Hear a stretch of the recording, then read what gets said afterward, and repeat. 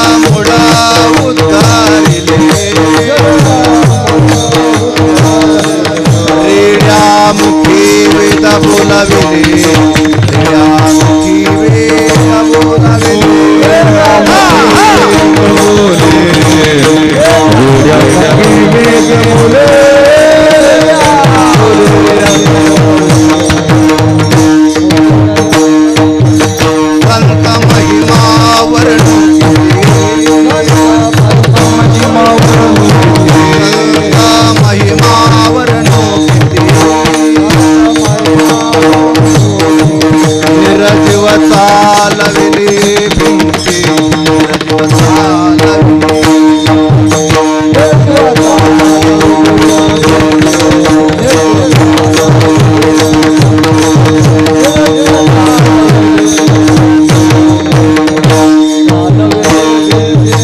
म्हणे नाम याचा नारा म्हणे नाम याचा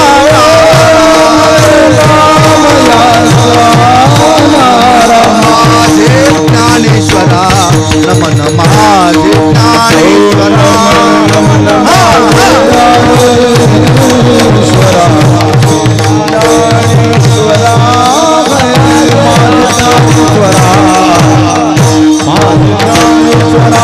म्हणे नाम याचा नारा म्हणे नाम याचा नारा नमन माझे ज्ञानेश्वरा नमन माझे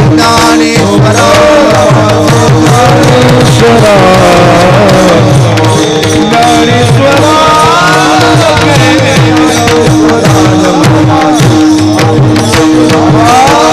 महिमा वर्णिती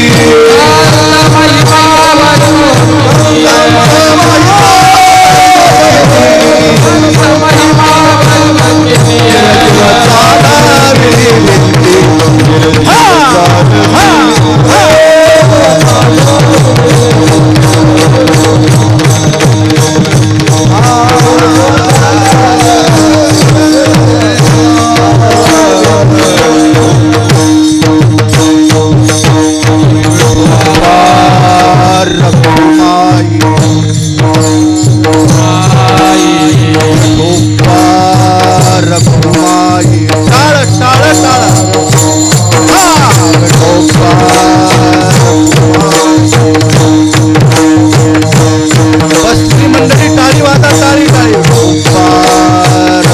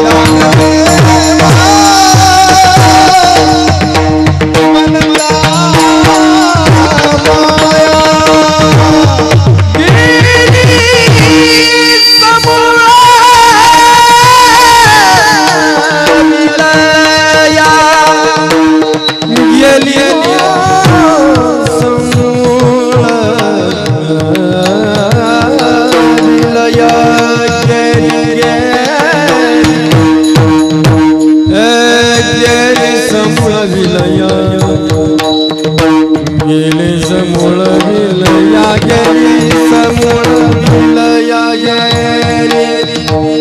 गेली समूळ विलया गेली समूळ गेली समूळ विलया गेली समूळ विलया विलया संत महिमावर किती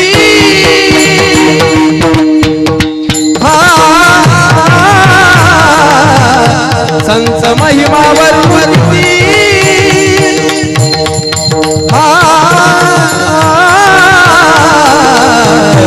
संत महिमावर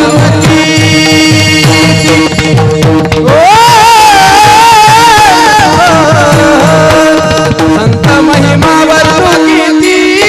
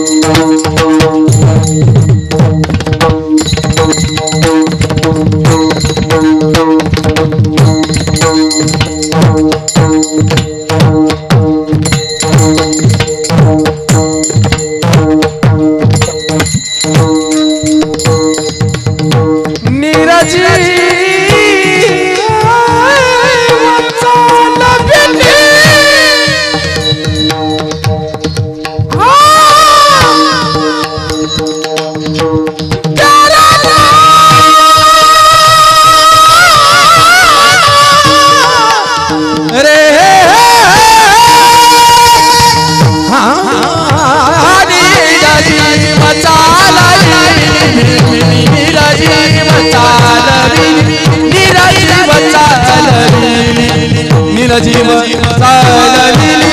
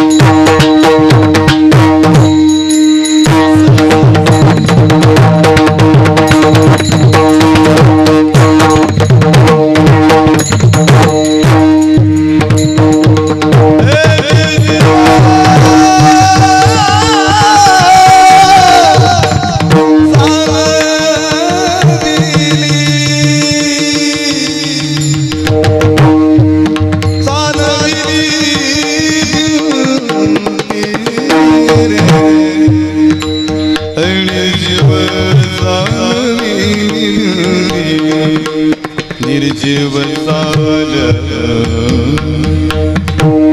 निर्जीव निर्जीव साल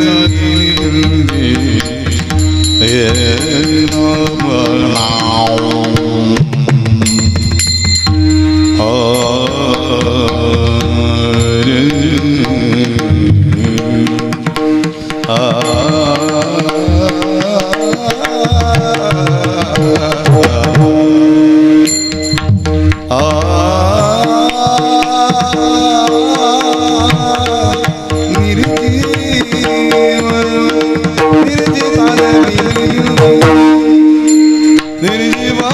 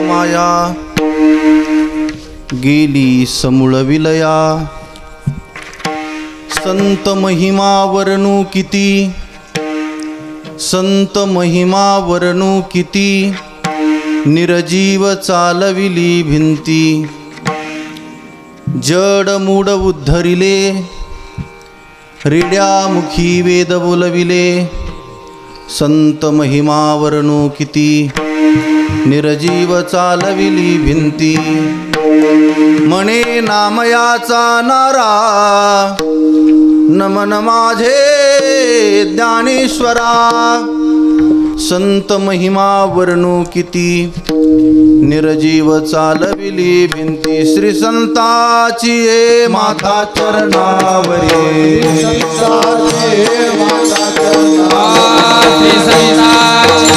माता चरणावर चला चला चला साष्टांग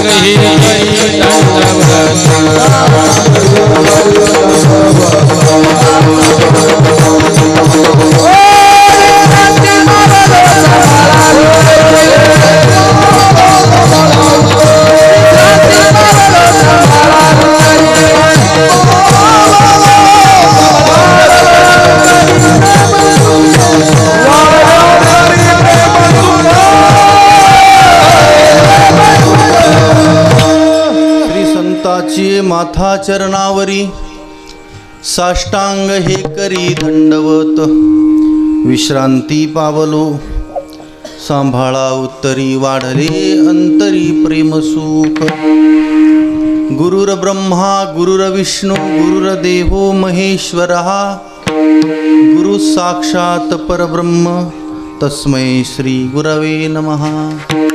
काषाय वस्त्रं करदण्डधारिणं कमण्डलू पद्मकरेण शङ्खं चक्रं गदाभूषितभूषणाढ्यं श्रीपादराजं शरणं प्रपद्ये। सेवे लागी सेवक झालो,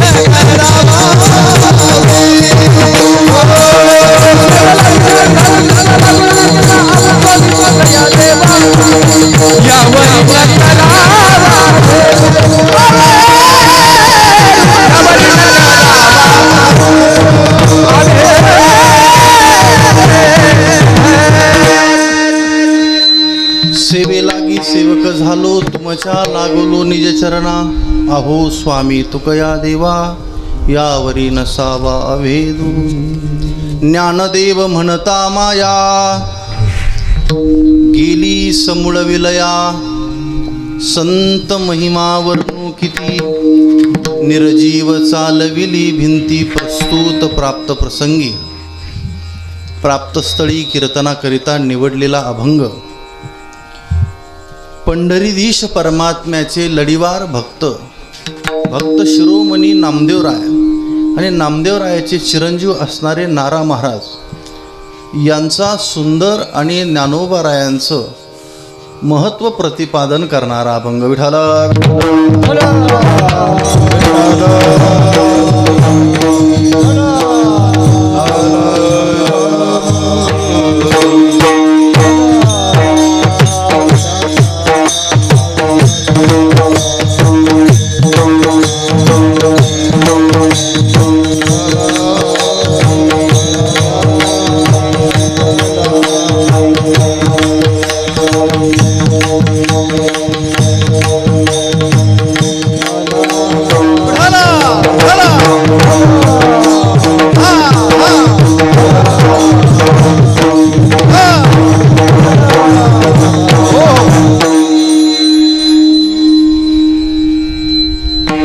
या अभंगाच्या माध्यमातून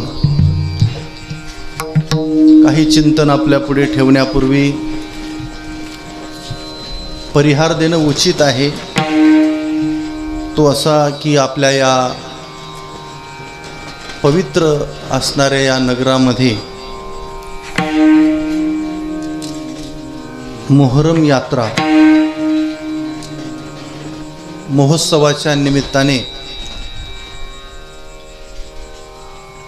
ग्रंथराज ज्ञानेश्वरी पारायण तथा श्रीमद भागवत कथा ज्ञानयज्ञ सोहळा गेल्या अनेक वर्षापासून या गावातील सर्व जाती धर्मातील लोक एकत्र येऊन हा यात्रा महोत्सव संपन्न करत आहे. ज्यांच्या मुखारविंद्यातून श्रीमद भागवत कथा इथे संपन्न होत आहेत, व्यंकटेश महाराज तेही इथे समोर बसलेले आहेत. वारकरी संप्रदायामध्ये 2 ग्रंथ आहेत. त्या दोन्ही ग्रंथाला अलौकिक महत्व प्राप्त झालेलं आहे. इकडे भागवत आहे आणि शेजारी रामायण आहे. बरोबर आहे की नाही? गीता भागवत करीती श्रवण. रामायण आणि गीता भागवत ही संप्रदायाची मूलभूत तत्व आहेत.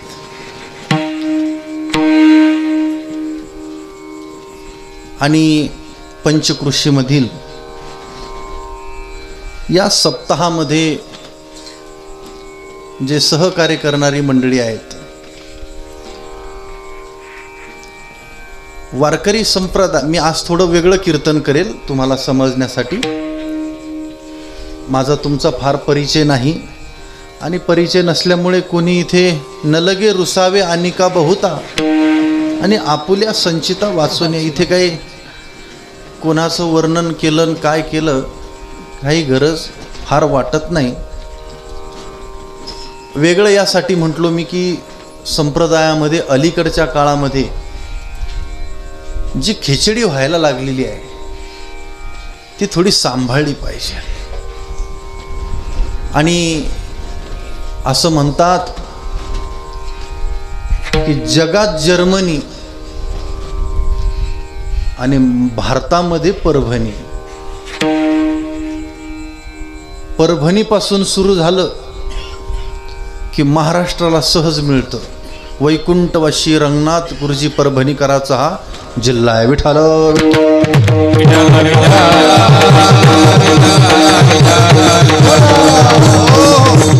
परंपरा आहे. मी नमन करत असताना देवाचं नमन आज केलं नाही याकरिताच की देवापेक्षाही श्रेष्ठ संत आहेत. आणि या भूमीला महान आणि मोठी परंपरा पूज्य श्री प्रातस्मरणीय मोतीराम बाबाची आहे. इथे जवळच संस्थान आहे. संत हे समाजामध्ये येतात. येत असताना ते तुमच्या आमच्यासारखे दिसत असतात, परंतु ते वेगळं आणि भक्तिशास्त्र समाजापुढे ठेवून आपलं कार्य आटपून या समाजाचा ते काय करत असतात, निरोप घेत असतात. मी मगाशी विचारलं, काहीतरी 1964 काहीतरी साल कालावधी महाराजांचा आहे. खूप खूप खूप संप्रदायामध्ये संत मोठी मोठी महात्म्य होऊन गेली. त्या संतांपैकी एक महान संत मोतीराम बाबा आहे. आणि त्यांचा हा सगळा परिसर, त्यांचा हा भक्त परिवार, त्यांच्याकडून पंचकृषीमध्ये होत असलेली ही ज्ञान साधना, कीर्तन ही ज्ञान साधना आहे बुवा, याचे अधिकारी सांगितलेले आहे. मी थोडं विस्ताराने पुढे बोलणार आहे. परंतु या सर्व संतांच्या भूमिकेतून, काय गावाचं नाव, मुंब्रळ, हा मुंबर, थोडं नाव आम्हाला जरा लक्षात येत नाही. परंतु ही या गावाची परंपरा पूज्यश्री आमचे निवृत्ती बाबा ही जोपासण्याचं काम करत आहे.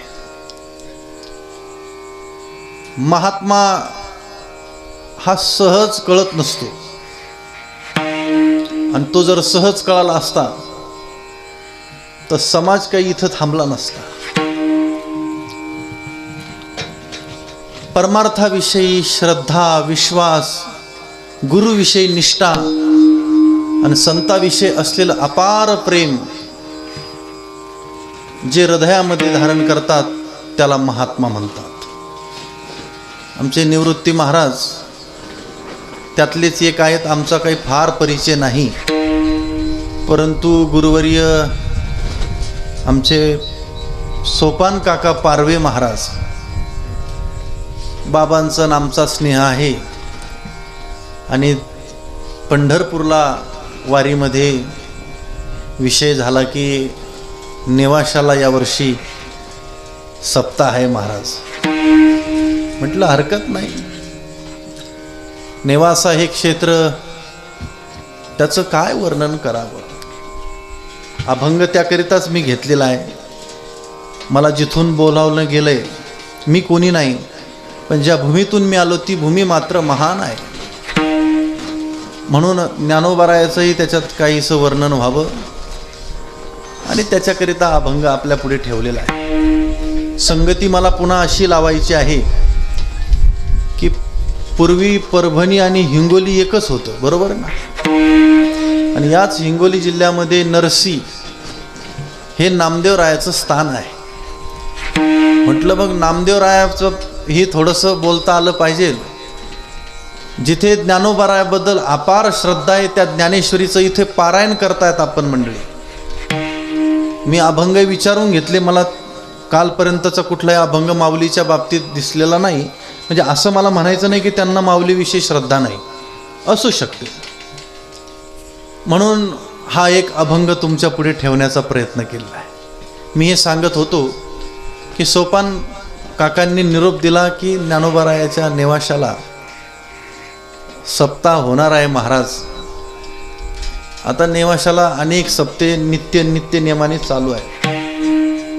आम्ही म्हटलं काका काही हरकत नाही. ते म्हटले मी स्वतः 8 दिवस थांबणार आहे. म्हटलं काका तुम्ही काही चिंता करू नका, आम्ही एक सेवकच आहोत. आमचं भाग्य आहे की माऊलीच्या दरबारामध्ये आमचा जन्म झाला आणि माऊलींनी आमच्यावर कृपा केली. आणि कृपा करत असताना जे ऐश्वर ज्ञानोबारायाचं आहे ते ऐश्वर आमच्यासारख्या साधकाला प्राप्त झालं. म्हटलं तुम्ही या, तुमची काय अव्यवस्था व्यवस्था काय असेल ते माऊली करून घेतील, चिंता नसावी. मला फक्त सोयरी कशी झाली हे मला तुम्हाला सांगायचं. कोणाच्या मनात शंका नको, कारण इथे सगळे विद्वत रत्न इथे उपस्थित आहेत. माझी योग्यताही देखील नाही या मंडळी पुढे उभं राहून बोलण्याची. अधिकार संपन्न आपण सर्व गुणीजन महाराज मंडळी इथे आहेत. कैलास महाराज आहेत, उपू महाराज आहेत, मारुतीराव महाराज आहेत, माणिक महाराज आहेत. आणि सांगू का बुवा, मोठेपण हे झाकत नसतं, मोठेपण हे मोठ्याच्या कृतीत असतं. श्री आमचे मृदंग वादक मला असं वाटतं याच गावातले आहेत, बरोबर ना? प्रकाश महाराज पांचाळ आले आणि नम्रतेनं समोर येऊन नमस्कार झाला आणि सांगितलं, महाराज तुमच्यासोबत विद्यार्थी आलेत. म्हणलं हो, काही हरकत नाही म्हणे, आपण सोबत सर्व कार्यक्रम करून घेऊ. हे मोठ्याचं मोठेपण आहे. अलीकडच्या काळामध्ये गुणापेक्षा गुणाचं प्रदर्शन करणारी लोक आम्ही खूप पाहतोय. गुण असूनही देखील त्या गुणाच्या समवेत निवृत्ती बाबा नम्रता लागते. व्यंकटेश महाराज, नम्रता असली की आपल्या गुणाचं दर्शन किंवा प्रदर्शन मांडायची गरज नाही. तुमची सेवा सहज पांडुरंग परमात्मा स्वीकारत असतो. मी गायन करणाऱ्या मंडळीला देखील नेहमी सांगत असतो आणि वादन करणाऱ्यालाही सांगत असतो, तुम्ही कीर्तनकार संत महंतापेक्षाही मोठी माणसं आहात. का म्हणून सांगू का? अनेक वेगवेगळ्या कीर्तनकाराला तुम्ही साथ करत आलेले आहात. मी साथ हा शब्द वापरलेला आहे. आपण कीर्तनात येतात त्यावेळेस आपण कोण म्हणून येतात, तर आपण साथ करण्याकरिता म्हणून येणारी मंडळी आहे. आणि जो सहकार्याची भूमिका घेतो ती भूमिका देवापर्यंत जाते. विठाला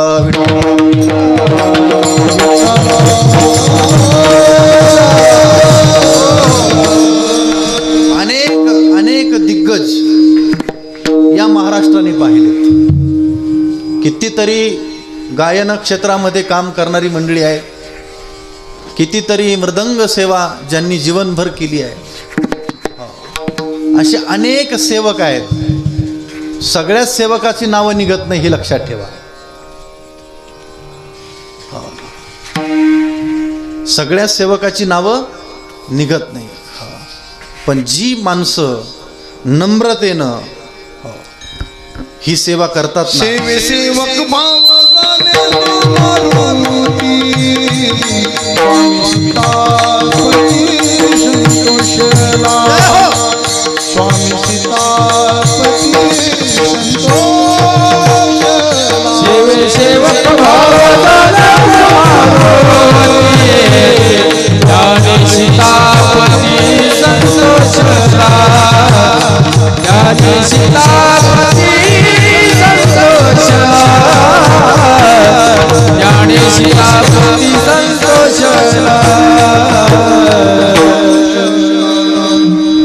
नम्रता आणि नम्रतेचं सर्वात मोठं उदाहरण आमच्या बुवासाहेबांनी त्यांच्या प्रमाणात दिलं ते मारुतीरायाचं. मी हे सांगत होतो, मृदंग ही सेवा ज्यांनी सेवा म्हणून केली, अनेक वादक झालेत. पण मृदंग म्हणलं की आपल्या पुढे जर नाव कोणते असेल तर ते वैद्य बुवा.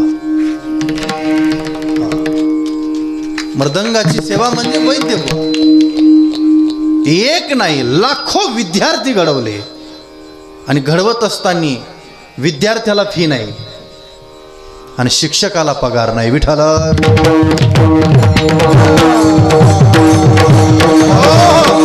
आणि हे भजन जी आपण साथ करतात, साथ करणाऱ्या मंडळीचं नाव जर पुढे येत असेल तर ते वैकुंठवासी पूज्य बोधे बुवा. विठाला विठाला.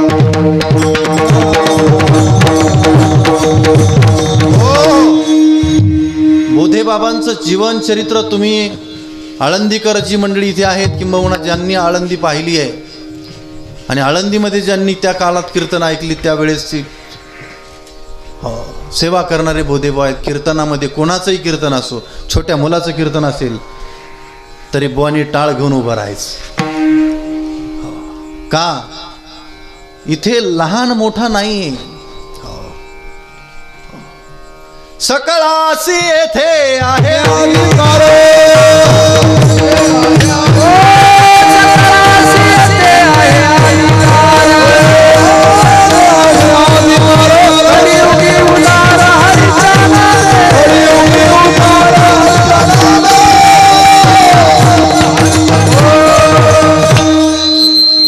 लहान मोठा इथे नाही, ते सकळासी इथे आहे अधिकार. अधिकार हा सगळ्यांना आहे. म्हणून या मंडपमध्ये थोडं बारकाव्यानं जर विचार केला, बारकावा तुम्ही पाहिला तर विनेकऱ्यापासून तर इकडे हे सगळे अधिकारी मंडळी आहेत. याच्यात एकही कमी नाही आणि एकही जास्त नाही. सगळ्यांचा अधिकार सारखा आहे. याच्या पुढचं बोलेल, समोर बसलेली जी श्रोते आहेत ना, हे देखील अधिकार संपन्न आहेत. भागवतकार पुढे बसलेले आहेत, त्यांच्या पुढे मी भागवतातलं काही सांगणं म्हणजे वाळवटीत दिवा लावू नये. परंतु भागवतामध्ये राजा परीक्षिती सारख्या सत्पुरुषाला शाप मिळाला. सांगू का? शाप मिळाला राजा परीक्षितीला, परंतु तो शाप नव्हता, तर तो प्रसाद होता. आपली दृष्टी पाहण्याची ती आहे. कारण राजाचं चरित्र सांगितलं. राजा सामान्य कुळात जन्म घेतलेला नव्हता. राजाकडून धर्म कार्य म्हणाल तर राजाकडून रोज यज्ञ यागाधिक कर्म घडत होते. राजा आपल्या दरवाजामध्ये आलेला अतिथी देव मानणारा होता आणि आपली प्रजा ही ईश्वराचं रूप पाहणारा होता. एवढा तत्वशील राजा, त्याला शाप मिळाला. शाप मिळाला, परंतु शाप मिळाल्यानंतर तो प्रसाद म्हणून स्वीकारला आणि सर्वस्वाचा त्याग केला आणि देवप्राप्तीच्या मार्गाला राजा. सांगू का बुवा, आपण अजून देवाच्या मार्गाला का नाहीत? प्रकाश बुवा, आपल्याला शाप नाही. आपल्याला सगळ्याला शाप मिळाला पाहिजे. काय झालं पाहिजे? शाप मिळाला पाहिजे. फक्त मी विनोदाने नेहमी सांगत असतो, शाप हा कावळ्याचा नसावा. विठाला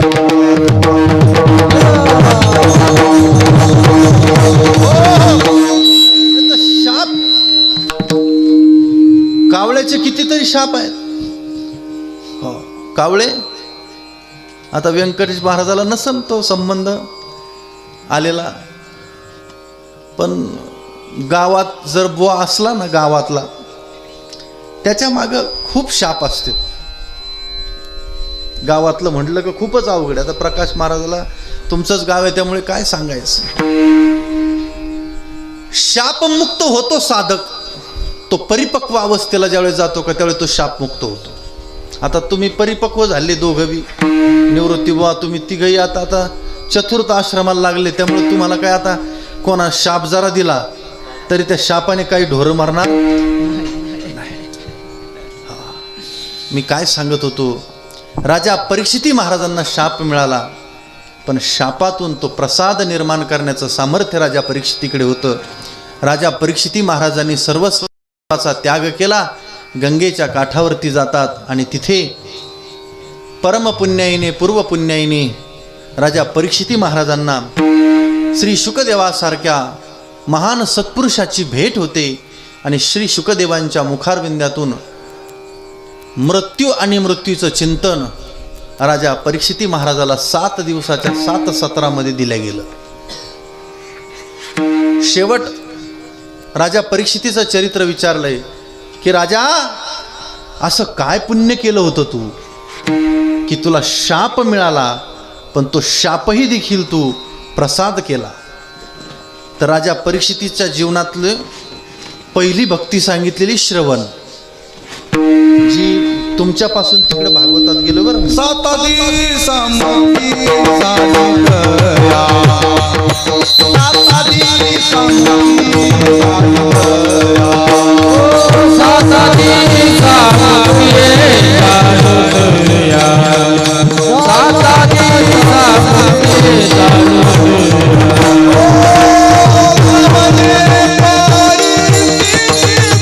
समाधी झाली.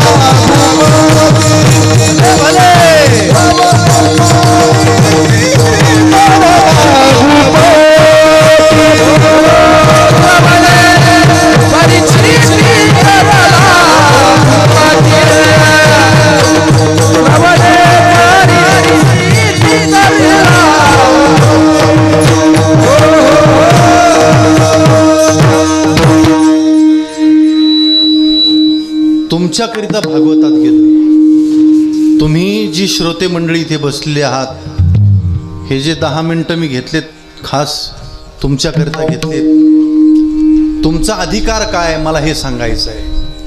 मी आमच्या गुणीजनांचा अधिकार सांगितला. यांच्या जीवनामध्ये जर नम्रता असेल तर देवप्राप्तीचा मार्ग आहे, देव भेटल्याशिवाय राहणार नाही.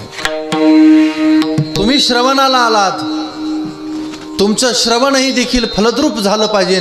राजा परीक्षितीसारखं, राजा परीक्षितीला प्रश्न विचारलाय, मला या मुद्द्यावर यायचंय की हे राजा, असं काय तुझ्याकडून घडलं की तुला शापातूनही प्रसाद मिळाला.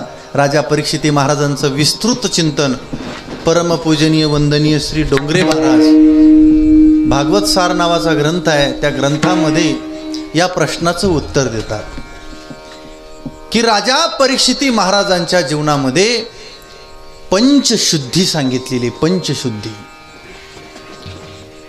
त्या पंचशुद्धी राजा परीक्षितीकडे असल्यामुळे राजाला सहजरित्या मृत्यूवरती मात करता आली. मृत्यूवरती मात करता आली. खूप मोठी कथा आहे, महाराजांच्या समोर कथा सांगणं चांगली गोष्ट नाही, परंतु कथा मुक्त करी, कथा दुःख हरी, कथा यावरी विठोबाची. भागवताची कथा म्हणजे देवाचीच कथा आहे. आपण ती इथे ग्रहण करत आहात.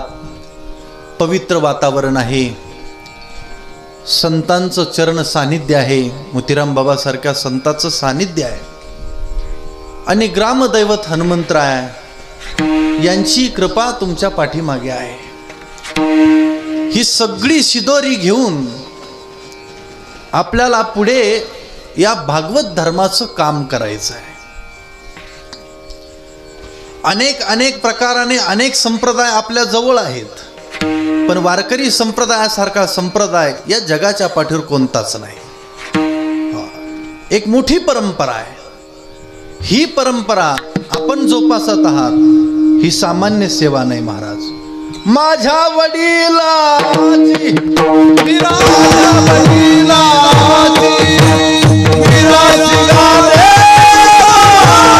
माझ्या वडिलाची, माझ्या वडिलांची माझ्या वडिलांची विराची गाणे, माझ्या वडिलांची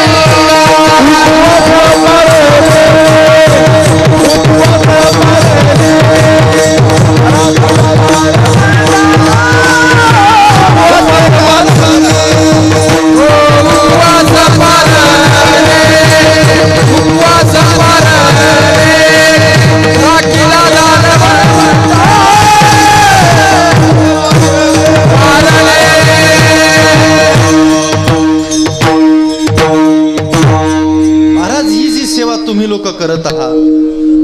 निवृत्ती महाराज ही तुम्ही गावकरी मिळून ही सेवा जी करत आहात ते तुम्ही करत आहात नाही, ही आपल्या वडिलांची सेवा आहे. मग कोणी म्हणल याचा बाप तर दारू पित होता, याचा बाप गांजा पित होता, याच्या बापानं कधी देवाच्या दारात जाणं केलं नाही, तो बाप का? इथे जे प्रमाणाला बाप सांगायचा आहे तो हा बाप नाही, हे लक्षात ठेवा. इथे प्रमाण काय? माझ्या वडिलाची मिरासी गा देवा. वडील म्हणजे कोण? या गावातला एखादा सत्पुरुष जर या गावाला होऊन गेला असेल तर तो या गावाचा वडील आहे. एखादा महात्मा होऊन गेला असेल तर तो महात्मा या परिसराचा काय? वडील आहे. जे जे वडील करती तया नाम धर्म ठेवी. पूज्य श्री मोतीराम बाबा हे आपल्या सगळ्यांचे वडील आहे.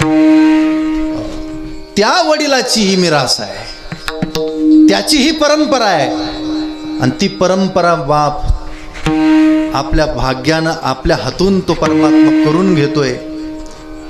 हे पाक करत असताना कष्ट हे नक्कीच आहे. आता आमचे महाराज सुंदर प्रमाण गायन वगैरे करतात. एक जण खालचा म्हटलं ते काय लय अवघड आहे का, उद्या मी उभा राहतो जमल का. इथला उठला म्हटलं मी, अरे जुळतं का. स्वर ही साधना आहे भाऊ. नाद हा ब्रह्म आहे, ही सामान्य सेवा नाही.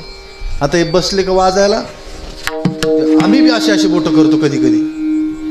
तर ते आमच्यासोबत एक जुने वादक होते, ते म्हणायचे आपण बोट अशी केली की तुम्हाला वाजता येतं का. आपण म्हणायचं नाही. मग हे बोट कशासाठी करतात. बोट हलवणं सोपी गोष्ट आहे, पण यातला नाद ब्रह्म. आम्ही तुमच्या सगळ्या कलावंतापुढे नम्र आहोत महाराज. स्वराची साधना ही सोपी गोष्ट नाही महाराज. याच्या पुढचं बोलू का. स्वर गेला का जीवन संपलं, चला पुढे. आणि इथं ताल जरा गेला ना काही अर्थ नाही. म्हणून देवाला रोज प्रार्थना करत जा, हे देवा जी सेवा तुम्ही मला दिली ना, ही शेवटच्या श्वासापर्यंत टिकवावी. आणि ही टिकवत असताना, ही करत असताना मी तू पण जाऊ दे दुरी, एकची घोंगडी पांघरू हरी. आमच्या ठिकाणचं मीपणा जाऊ दे, आमच्या ठिकाणचा अहंकार जाऊ दे, आमच्या ठिकाणचा द्वेष जाऊ दे. कधी कधी गावातली लोक विचारत असतात, भरपूर वर्ष झाले की सप्ताह आला, हा सप्ताह प्रत्येक वर्षीच का करायचा. बऱ्याच लोकांचे प्रश्न असतात. मागच्या वर्षी भरपूर झालं की आता दरवर्षी काय. सांगू का, प्रतिवर्षी का करायचा. तर प्रत्येक क्षणाला प्रत्येकाच्या मनामध्ये जो विकल्प निर्माण होतो, जो देश निर्माण होतो, जो भ्रम निर्माण होतो, तो दूर करण्याकरिता ही साधना सातत्याने करावी लागते, सतत करावी लागते.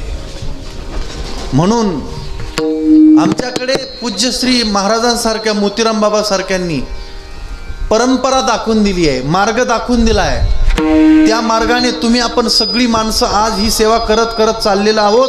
आणि आपण करत आहोत यात नवल नाही, आपल्या पुढची पिढी पुढे बसलेली आहे, ही ती पाहत आहे, यांनी ती पुढे चालवायची आहे. आणि ही चालवणारी माणसं, ही करणारी माणसं, ही सामान्य नाही महाराज, तर ही गुरुकृपा प्रसादित आहे. आम्ही नेहमी सांगत असतो, कीर्तनाकरिता, कीर्तनाला उभं राहण्यासाठी काय लागतं. लोक म्हणतात काय कीर्तनकाराकडे भांडवल आहे. मी नेहमी सांगत असतो, बुवा कीर्तनकार एकतर विद्वान असावा, अन्यथा तो गुरुकृपा प्रसादित असावा. विठाला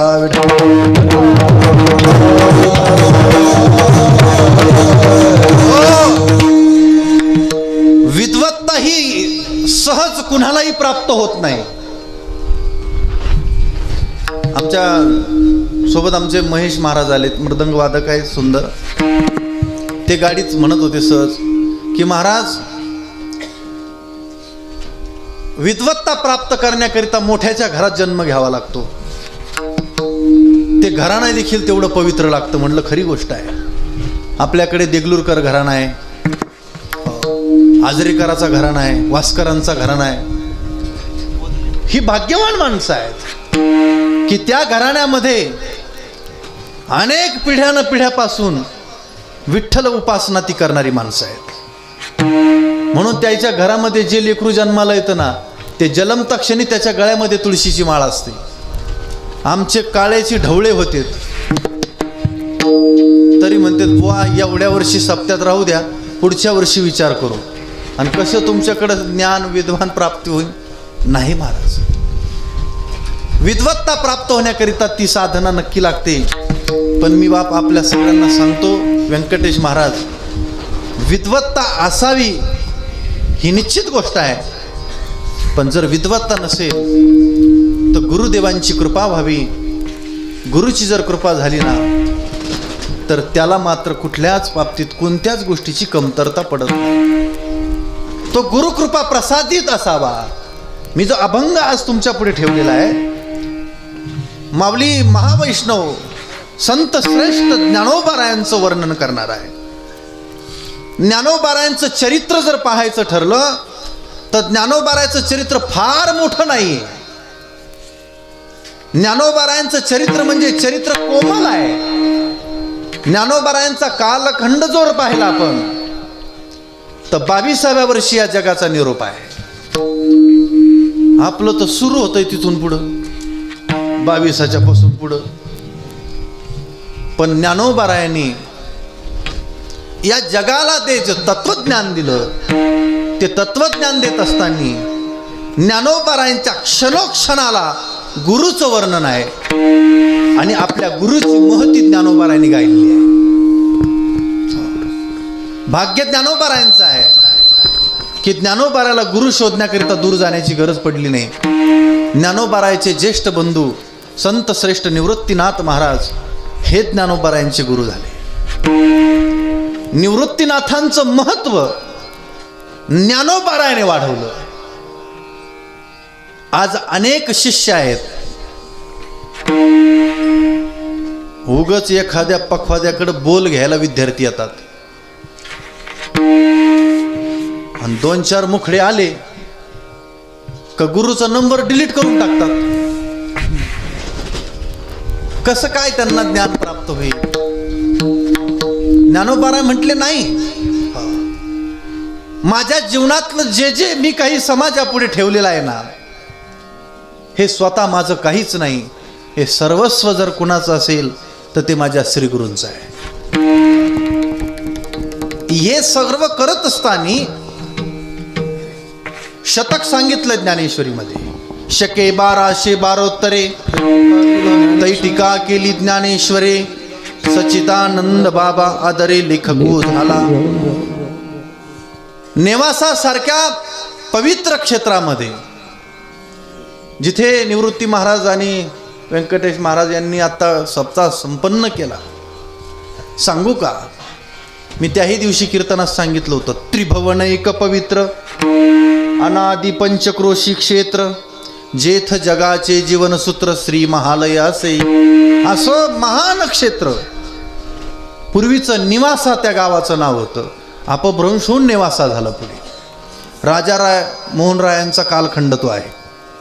आणि त्या काळामध्ये माझ्या ज्ञानोबारायांनी पहिला चमत्कार दाखवलेला आहे. मस्जिद बोलायला लावली. विठाल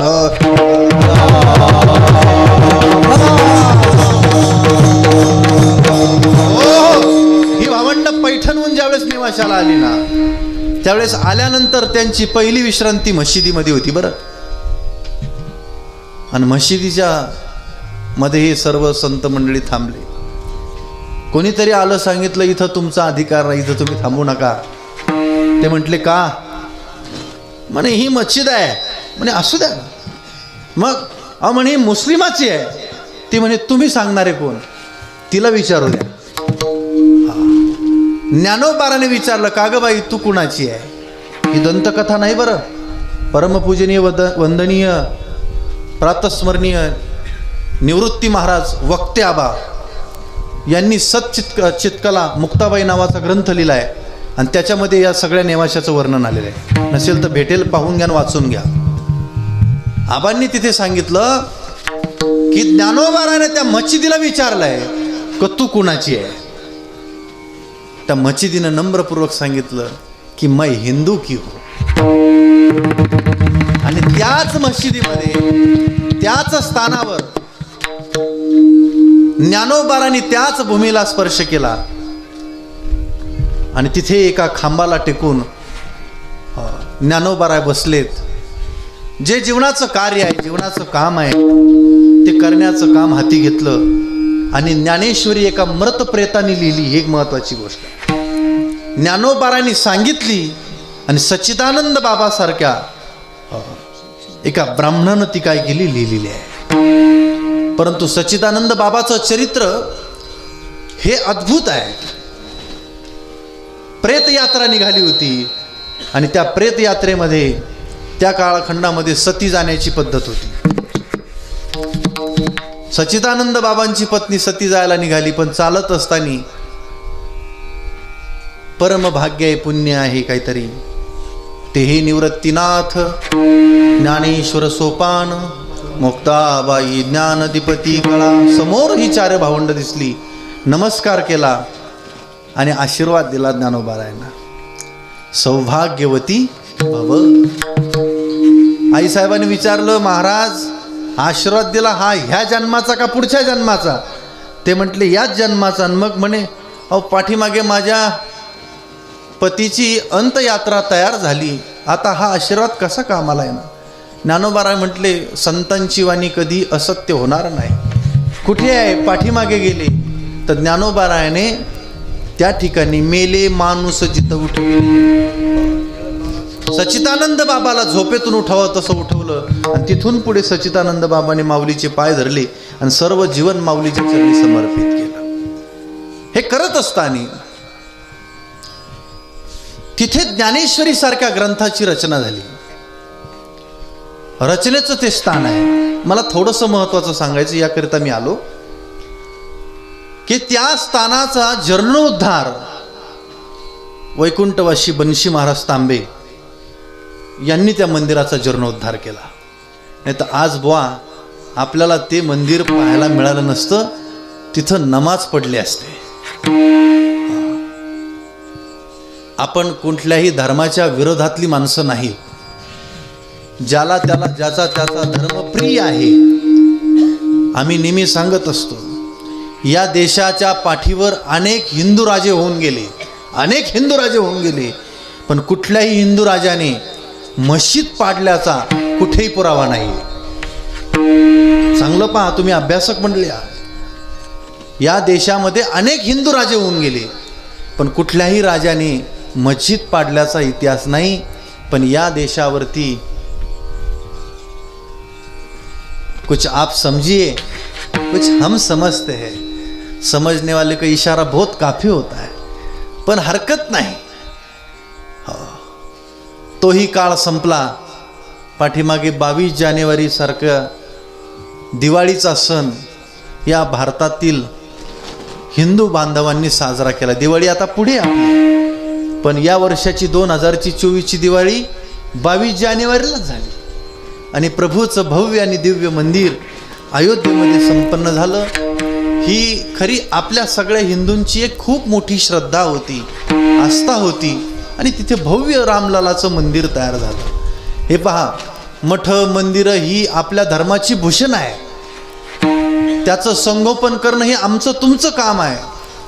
आपल्याला कोणाचं पाडायचं नाही, पण आपलं मोडू द्यायचं नाही हे आपण ठरवलं पाहिजे. आणि याच्याकरिता जनजागृती, कीर्तन कशाकरिता आहे, सप्ताह कशाकरिता आहे? ही जनजागृती आहे, ही आपली परंपरा आहे, ही आपल्या पुढच्या नवीन तरुण पिढीला ही समजावी याच्याकरिता हे कीर्तन आहे. आणि त्यातून जी साधना समाजापुढे आपल्यासारखी साधक मंडळी येऊन प्रतिवर्षी इथं करतात. मी खरं सांगू का, करणारे मंडळी, येणारे मंडळी किती काही येतात आणि किती काही जातात, पण करणारी मंडळी तीच असतात. आमच्यापेक्षा श्रेष्ठ तुम्ही लोक आहात की तुम्ही हे सातत्य टिकवलंय आणि हे सतत तुम्ही करून घेत आहात. ज्ञानोबारायांना देखील निवृत्तीनाथांच्या कृपा प्रसादातून ज्ञानेश्वरी सारखा ग्रंथ समाजापुढे ठेवता आला. त्याच ज्ञानोबारायांचं चरित्र हे अद्भुत आहे. ज्ञानोबारायचं चरित्र पाहायचं असेल तर सागराकडे गेलं की ज्ञानोबाराय करतात. म्हणणारी मंडळी यात म्हणा ज्ञानाचा सागर. जय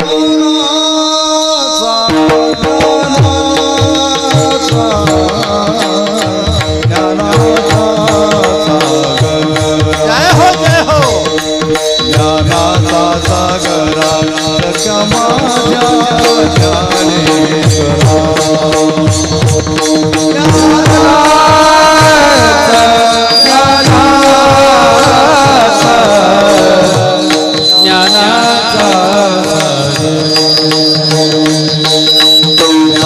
ज्ञानाचा सागर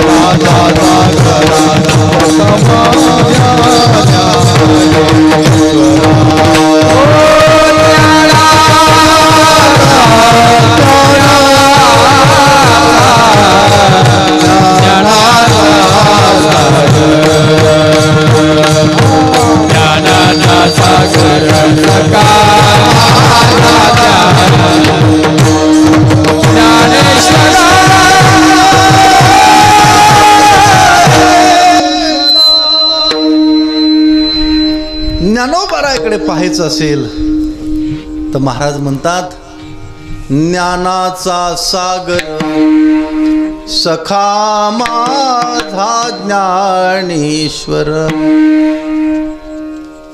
माझं म्हणण्यामध्ये एक विशेष आहे. आपण जर कधी बालपणीचा मित्र जर कुठे भेटला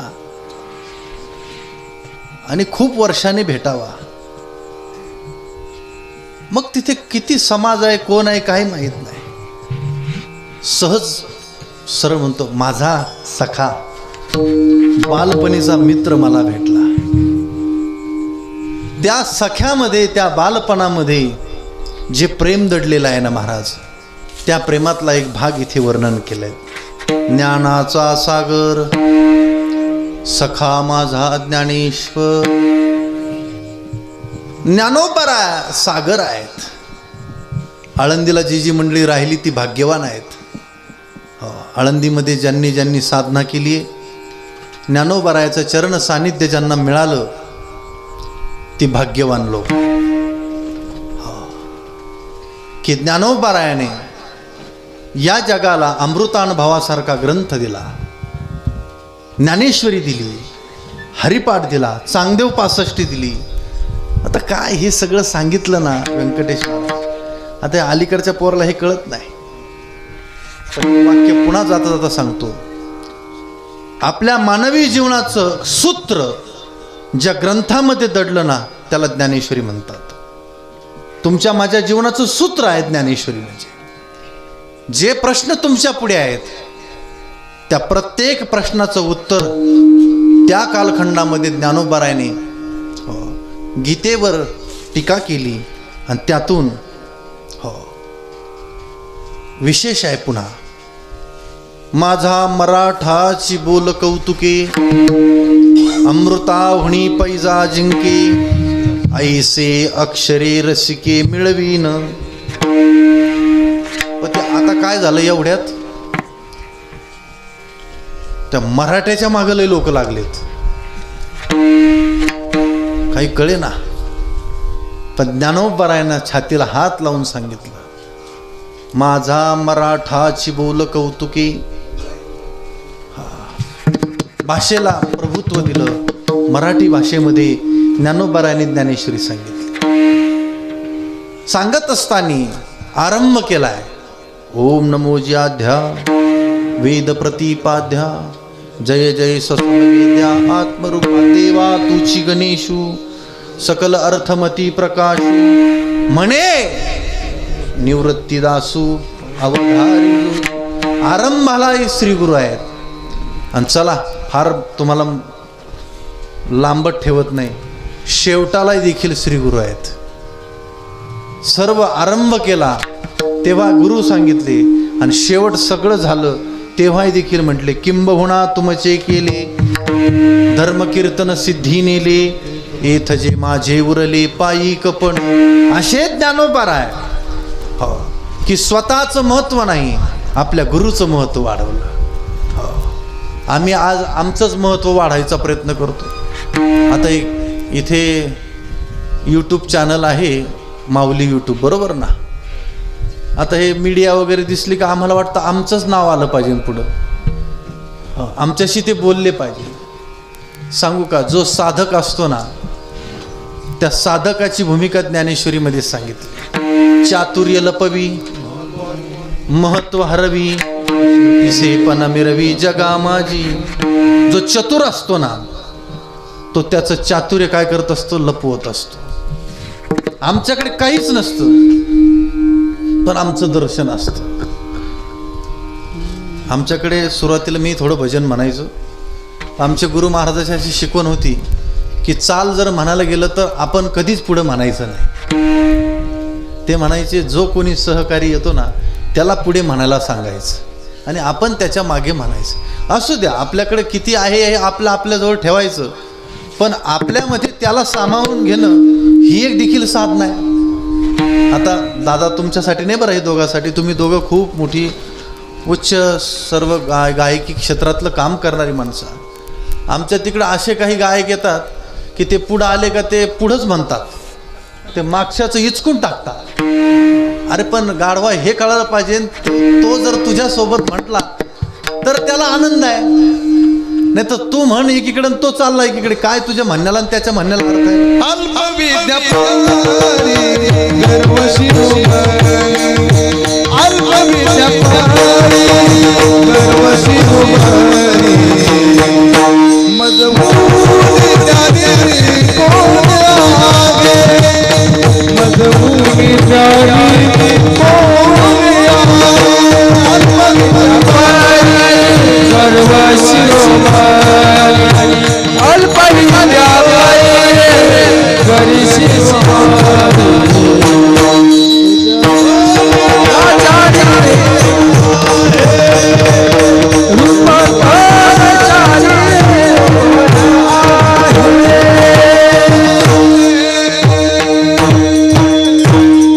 अल्पबुद्धी, कमी बुद्धी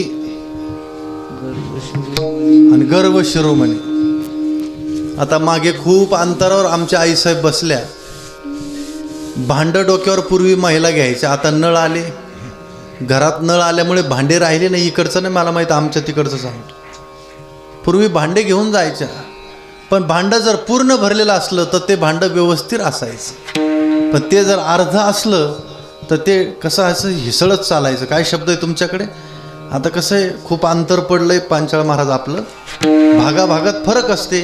आमच्याकडं मेल्यावर माणसं जाळतात, तुमच्याकडे कसं आहे? म्हणजे सारखंच आहे ना. आता बरंच अंतर आहे म्हणून होऊ शकतं, पण अर्धी घागर असली का ती डगमग करते. ज्ञान असावं, परिपूर्ण असावं.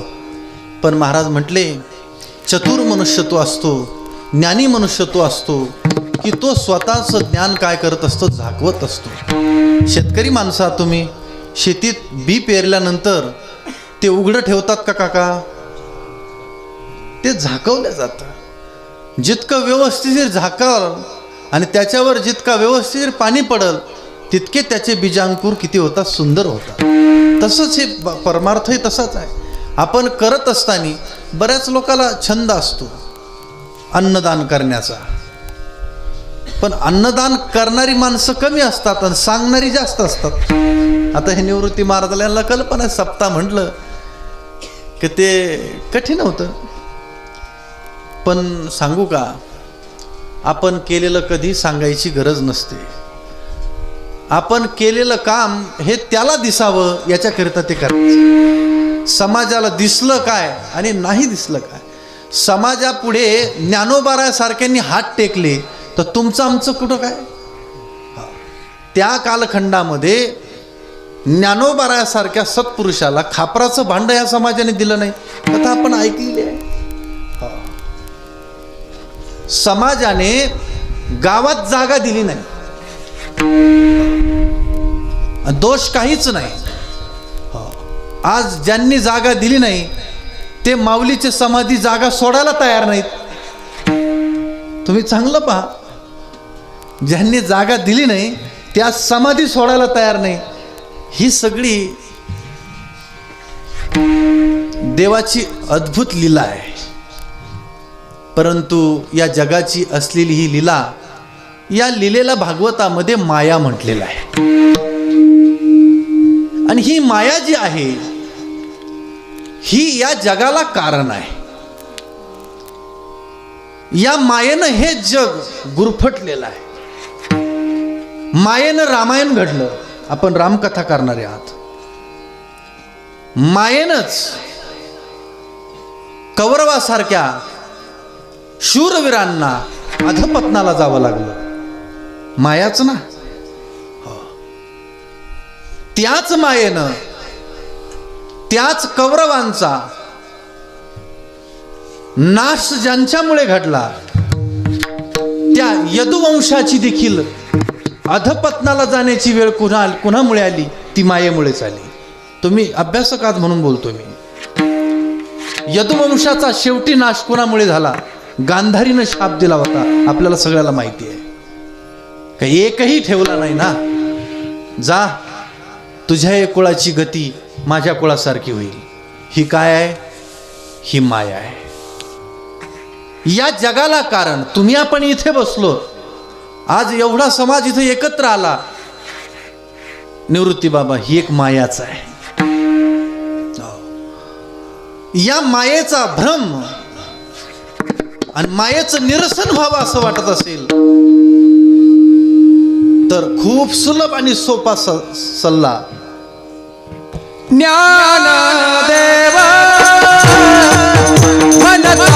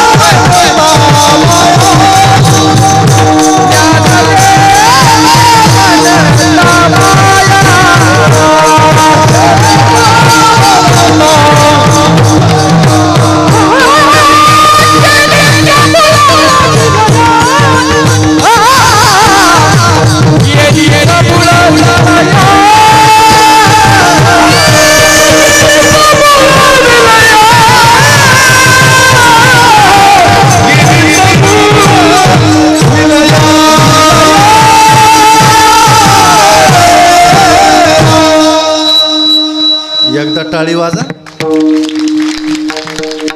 आमच्यासाठी नका वाजू. ज्याने माऊलीचं चिंतन केलं, मी बोलून गेलो, स्वर ही साधना आहे. साधनेवर ज्याचा अधिकार नाही बुवा, प्रसंगाला बरोबर ती साधना प्रगट होत असते. बरेच लोक कधी कधी चांगल्या चांगल्या गायकाला विचारतात, का हो ते कीर्तनात जी चाल म्हटली ती म्हणून दाखवा बरं. ते म्हणतात ते आता नाही जमायचं बाबा, ते तिथं बरोबर जमतंय. सांगू का, ही एक साधन आहे. महाराज म्हणतात, ज्ञानदेव म्हणता माया. ज्ञानदेवांच्या नावानं जी माया मी सांगितली, या मायेचा समूळ नाश होतो, नाश होतो. प्रपंचातली असो परमार्थातली असो, माया शून्य होते. ज्ञानोबारायांच्या नावामध्ये सामर्थ्य आहे. चला बाकी नाही कळणार तुम्हाला, पण 1 मिनिटात सांगतो. ज्या ज्ञानोबाराला खापराचं भांड समाजाने दिलं नाही, ज्या समाजानं शुद्धीपत्र ज्ञानोबाराला दिलं नाही, त्या ज्ञानोबारायाच्या नावावर आमच्यासारखे लाखो कीर्तनकार आज 20च्या पुढं गाड्या आहेत बा, 20 लाखाच्या पुढच्या खाली नाहीत. हा बरं, बुवा लोकांचं जाऊ द्या, तुम्हाला ते यायचं जड जाईल. इथून सोहळ्याला बरीच लोक येत असतील. माऊलीचा सोहळा आळंदीतून निघाला की पंढरपूर पर्यंत जाईपर्यंत ज्ञानोबारायाच्या नावाचं काय सामर्थ्य आहे हे जो जातो त्याला कळतं. काहीच करायचं नाही, काहीच नाही. ज्ञानोबा तुकाराम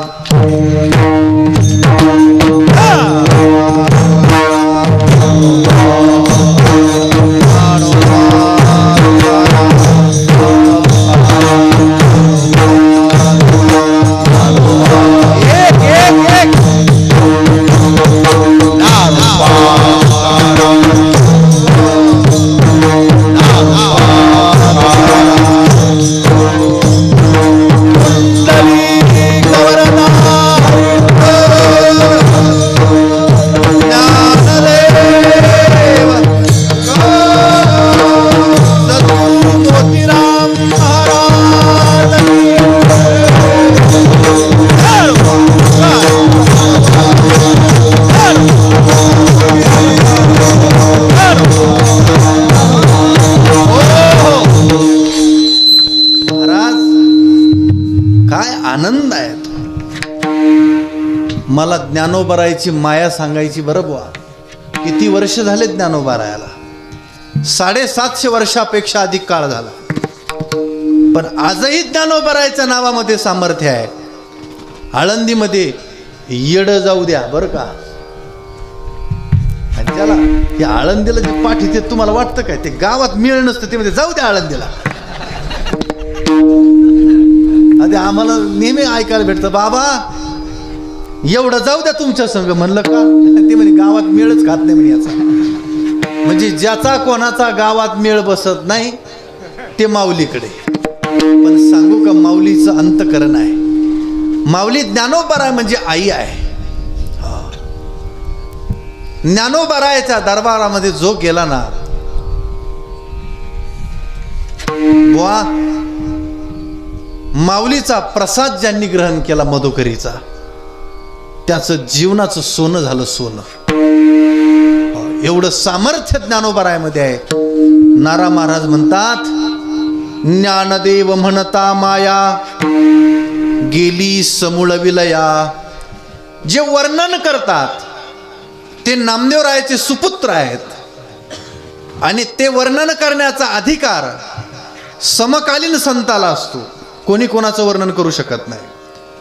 नारा महाराज, नामदेवराय आणि ज्ञानोबाराय हा समकाल आहे.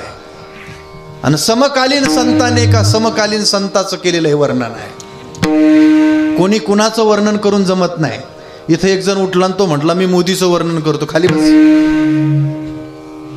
त्याचं वर्णन करायला कमीत कमी परभणीत निवडून यावं लागेल लोकसभेला तरी. देशाच्या पंतप्रधानाचं वर्णन करायला एखादा खासदार व्हावं लागेल की नाही? भजनी गेला जमल का? वर्णविषय आणि वर्णन करणारा हा अधिकारी लागतो. इथे वर्णन कुणाचं केलंय? ज्ञानाचा सागर सखा माझा ज्ञानेश्वर. ज्ञानोबारायाचं वर्णन केलं. कुणी केलं? लढीवार नाम विठोबाचा दास.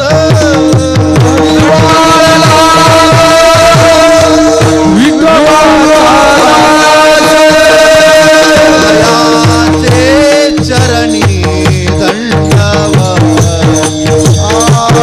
दयाचे चरणी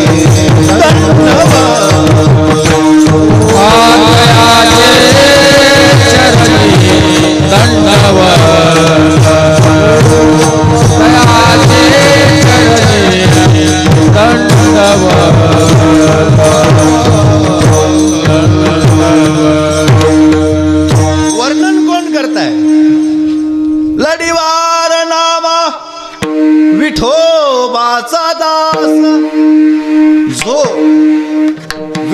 परमात्म्याचा दास आहे.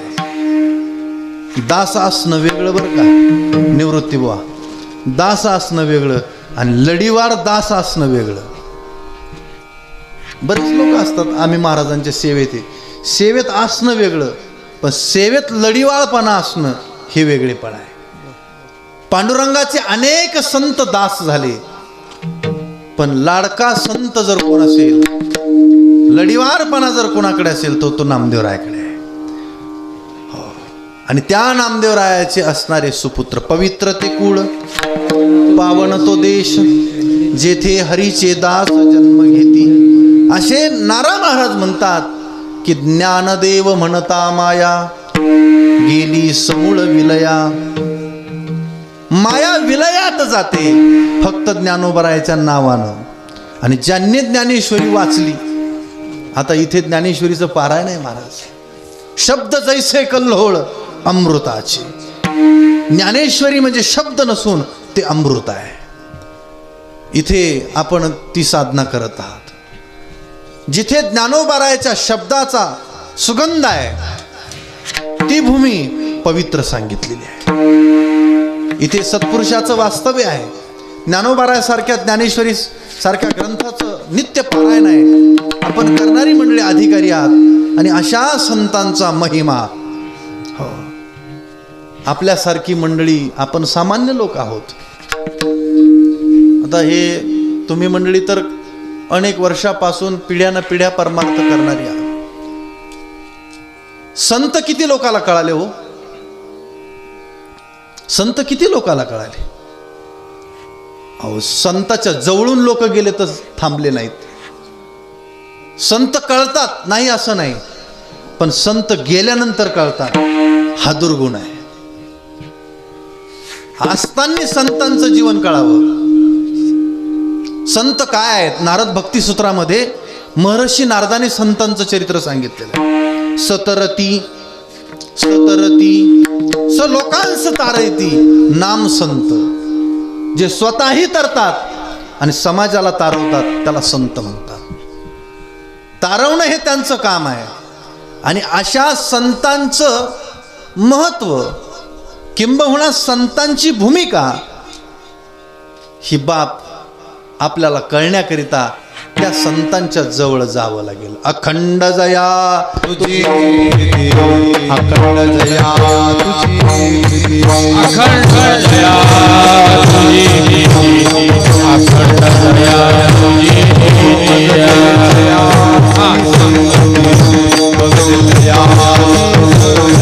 मग दे दयाची संगती, मग दयाची संगती.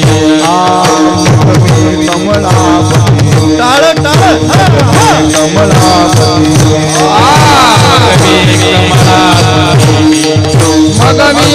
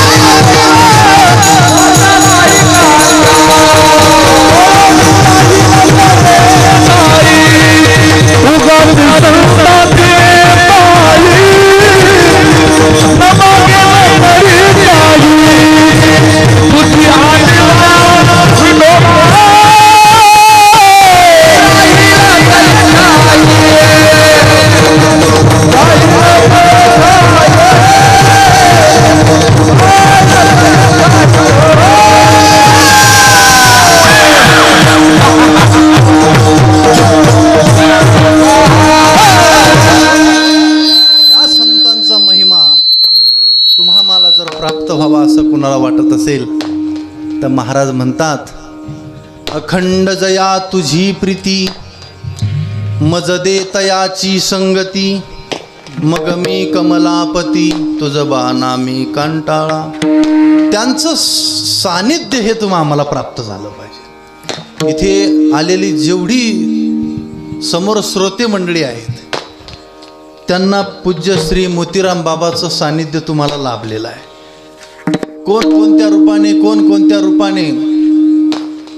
कदाचित कोणी म्हणेल महाराजाला आम्ही पाहिलेलं नाही, कोणी म्हणतील आम्ही महाराजांचे चोपदार होतो.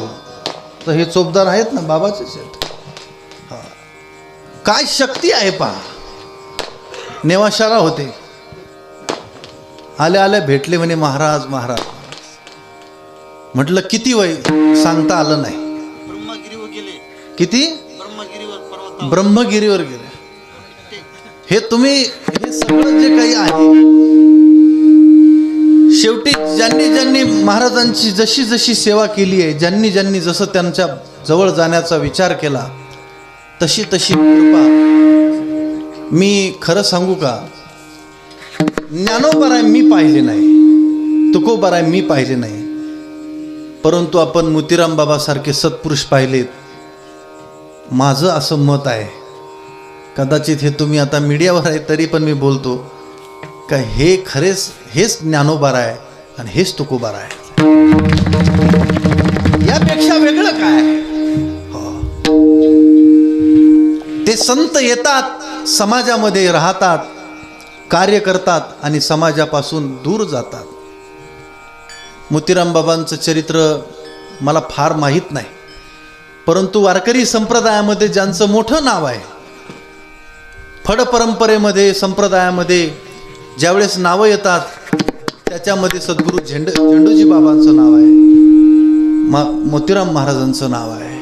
असे अनेक सत्पुरुष, अनेक संत होऊन गेले. इकडे विदर्भामध्ये अखंड पंढरीचे वारकरी जगन्नाथ अण्णा, जगन्नाथ महाराज अंजोळीकर म्हणून होऊन गेले.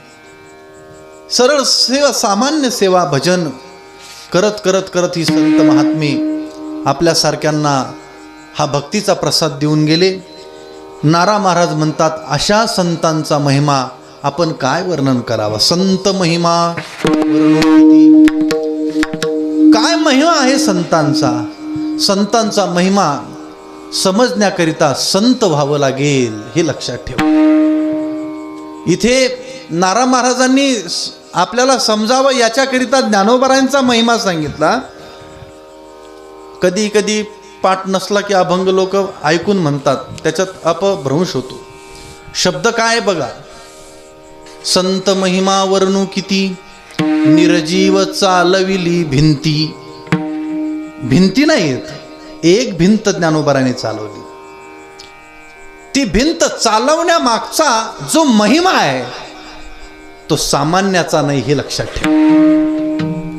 भिंत चालवली ती उगाच नाही. 1400 वर्ष 14 वेळेस ज्याने काळाला मात केली होती, त्या चांगदेवासारख्याचा भ्रम दूर व्हावा याच्याकरिता भिंत चालवली. चालविली जड भिंती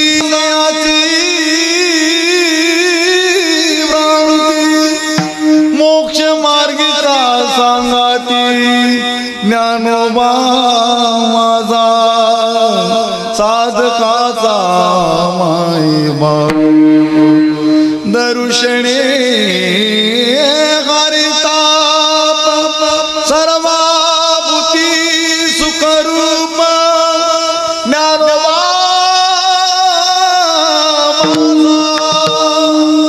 महाराज. भिंती हरली चांगयाची भ्रांती. नारा महाराज म्हणतात, हा महिमा वर्णन करत असताना एका भिंतीचा दृष्टांत दिलेला आहे. भिंत म्हणजे सामान्य नाही. त्या भिंतीला स्पर्श झाला ज्ञानोबरायाचा. त्या भिंतीवर बसलेले आहेत ही भावंड. सकाळचं कोवळं ऊन आहे आणि आळंदीमधला प्रसंग आहे. चांगदेव आपल्या जीवनातला प्रसाद प्राप्त करण्याकरिता, मी मगाशी सांगितलंय शाप आहे पण प्रसाद आहे, चांगदेवाला देखील प्रसाद प्राप्त व्हावा याच्याकरिता चांगदेव म्हणे, आजी जन्मालो गुरुपुत्र झालो मुक्ताईचा.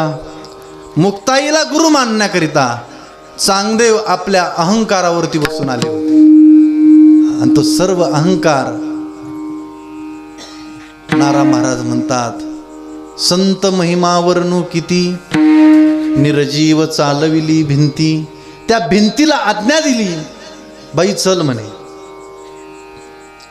चांगदेवासारख्याचा गर्व त्या ठिकाणी काय झालाय, हरण झाला. असा संतांचा महिमा अद्भुत आहे. मी परत सांगतो, संतांचा महिमा वर्णन करणं हे निवृत्तीबुवा आपल्यासारख्याचं काम नाही.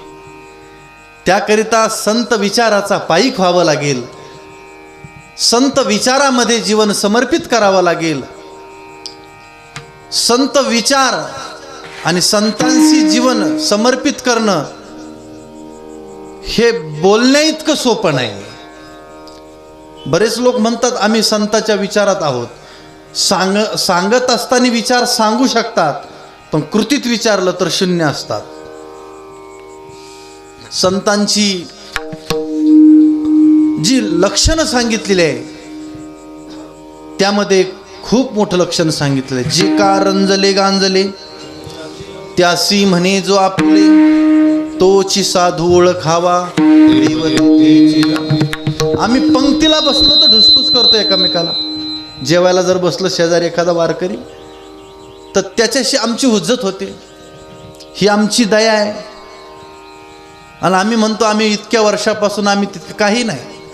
किती कीर्तनं ऐकले, किती बुवा उघडून पेले, काही किंमत नाही.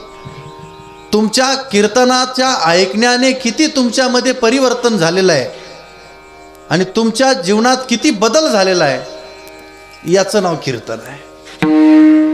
आता इथं तुम्ही सगळे अधिकारी लोक बसलेले आहात.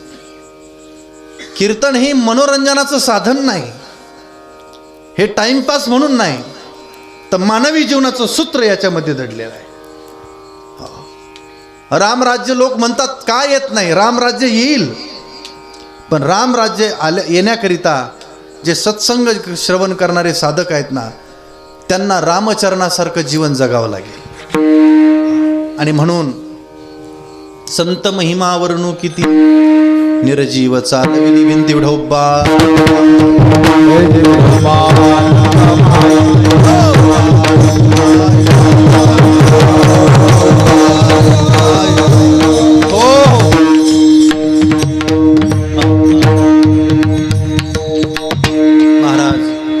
नारा महाराज म्हणतात,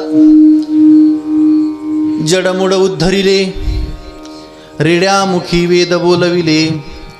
संतांचा महिमा अद्भुत आहे. जड मुडांचा उद्धार ज्ञानोबारायांनी केलेला आहे.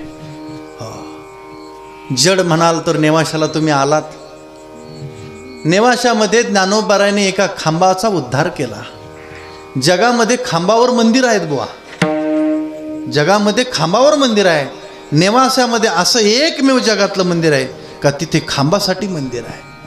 एका खांबासारख्या जडाचा उद्धार माझ्या ज्ञानोबारायाचा स्पर्श झाला, त्या खांबाचा उद्धार झाला. जड मूड उद्धरिले, जडाचा उद्धार आहे, मुढांचाही उद्धार ज्ञानोबाराने केला आहे. रेड्यासारख्या निर्बुद्ध प्राण्याचा उद्धार ज्ञानोबाराने केला आहे.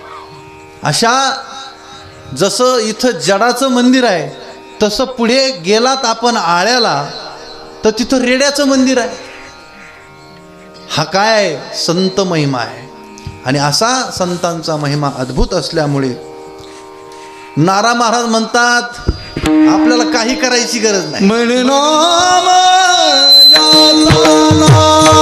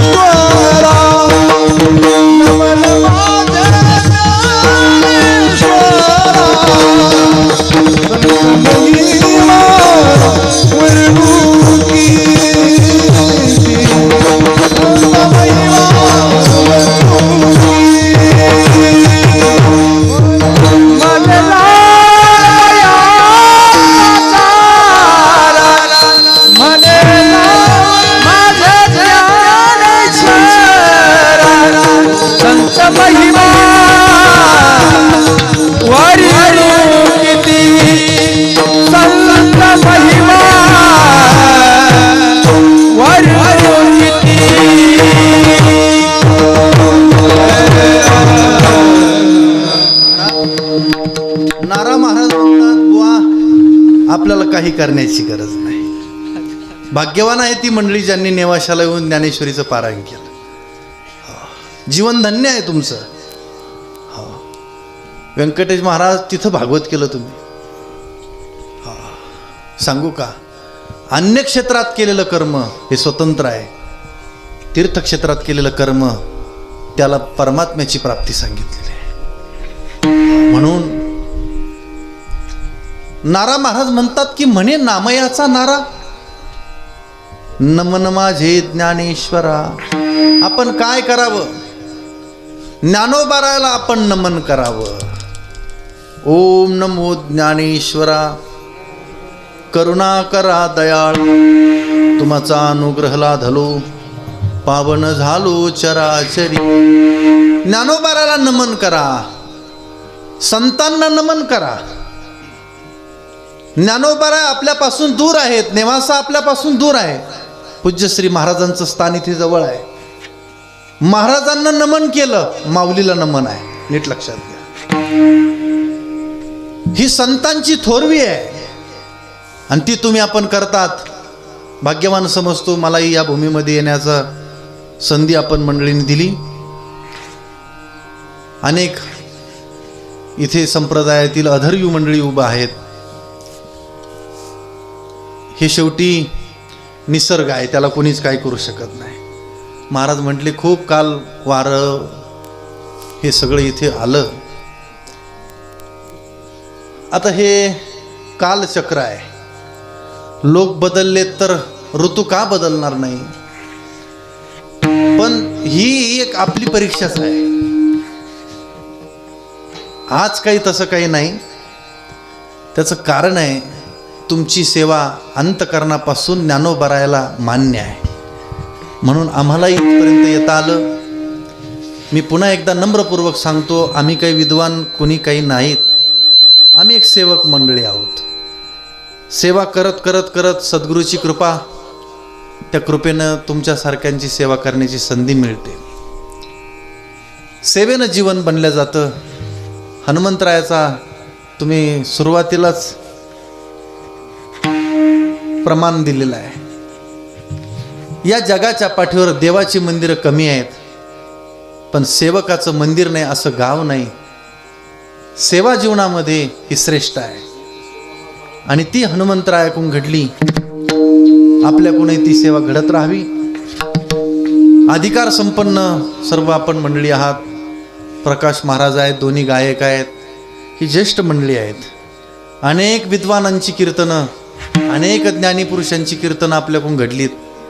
परंतु आज एका छोट्या बंधूचं कीर्तन आपल्यासारख्याकडून साथ करायला मला तुम्ही आनंदाने केली, त्याबद्दल मी आपल्या सर्वांचा ऋणी आहे.